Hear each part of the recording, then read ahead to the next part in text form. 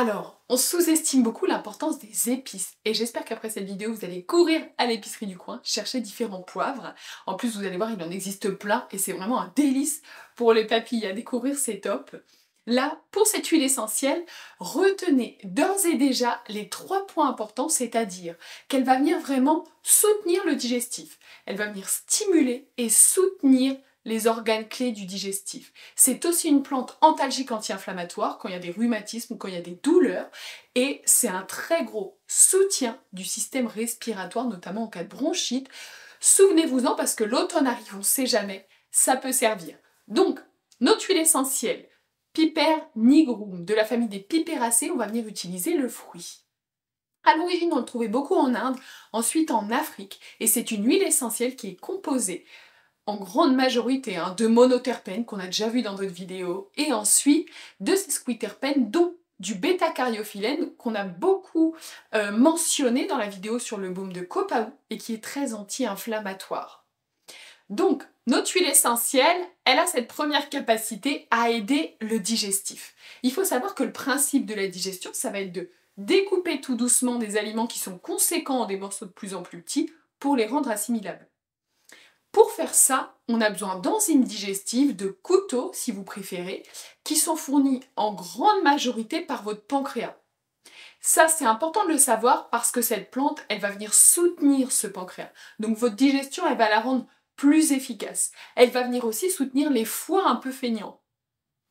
Ça, c'est important parce que la digestion étant plus efficace, il y aura moins de dépôts, moins de déchets aussi dans votre tube digestif, donc moins de putréfaction, moins de gaz, et ça c'est assez confortable quand même, on est d'accord.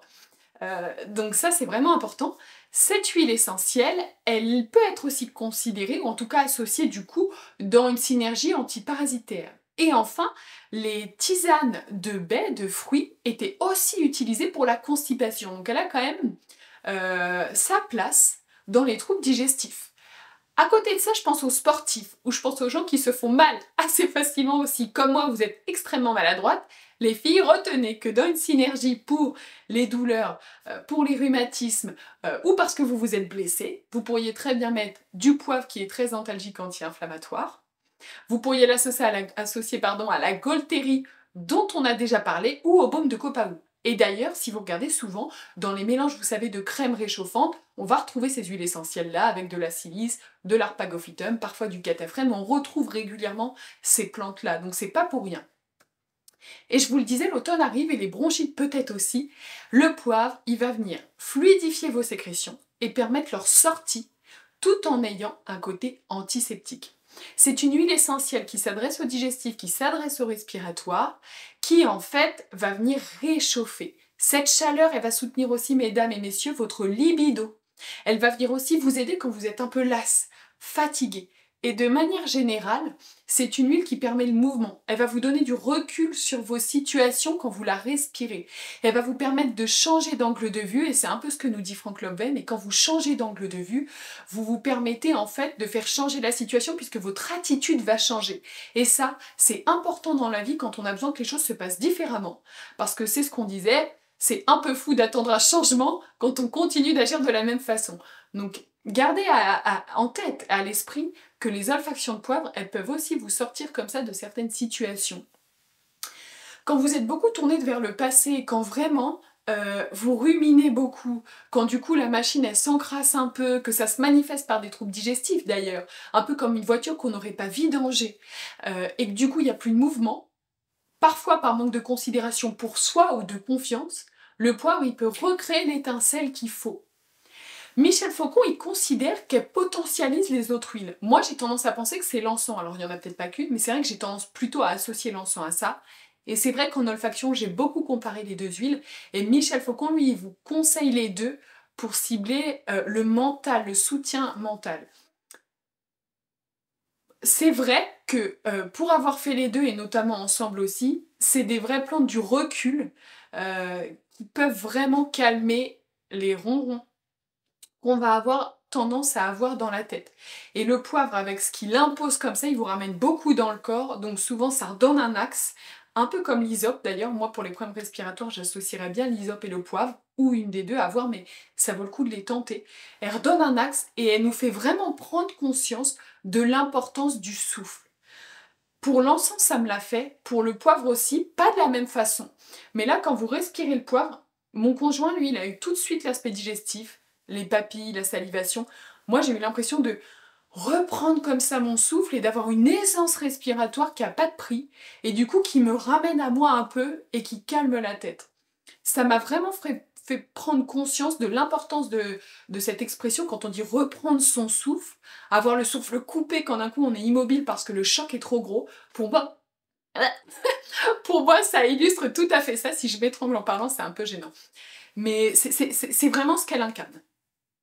Et Lydia Bosson l'a conseillé aussi d'ailleurs quand on est prêt à grandir, pour je pense ces mêmes raisons, cette capacité à avoir un pas de côté, cette capacité à sortir de nos croyances, de nos peurs et de notre état parfois de victime pour voir les choses différemment, prendre sa responsabilité en main et du coup faire changer les choses. Et elle est essentielle pour ça. Ce que vous pouvez aussi constater d'assez intéressant, et moi j'ai bien aimé faire ça, c'est qu'il y a d'autres poivres qui ont été conseillés, qui sont utilisés en médicinal et qui ont des propriétés un peu communes.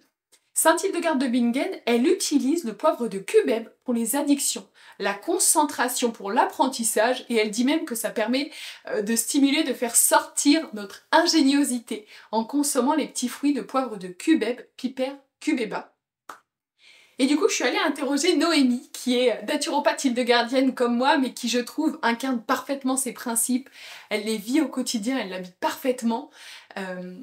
Et elle me racontait qu'il y a quelques années, elle suivait une femme bipolaire sous traitement et stabilisée, mais par contre qui subissait le fait qu'en effet secondaire, elle avait un appétit considérablement décuplé et qu'elle avait pris beaucoup de poids à hauteur de presque 10 kilos.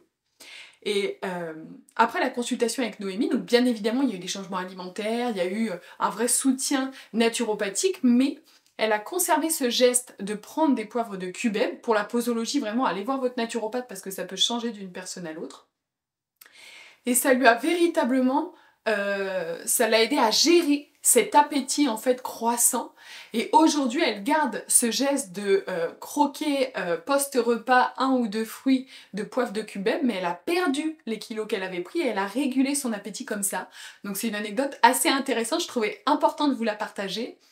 Ce poivre de cubeb, dans l'histoire, il a aussi été donné pour les problèmes de bronchite, il a aussi été donné pour son côté anti-inflammatoire et antalgique sur tout comme ça, sur vos bleus, sur vos coups, sur les rhumatismes, mais aussi sur le digestif. Il a aussi aidé les cystites et les blénorragies, soit dit en passant. Et je suis allée regarder aussi pour le kawakawa, qu'on appelle poivre enivrant et qu'on utilise en Nouvelle-Calédonie, qui est interdit en France, mais qui là-bas est utilisé sous forme de boisson un peu enivrante, justement, d'où son nom.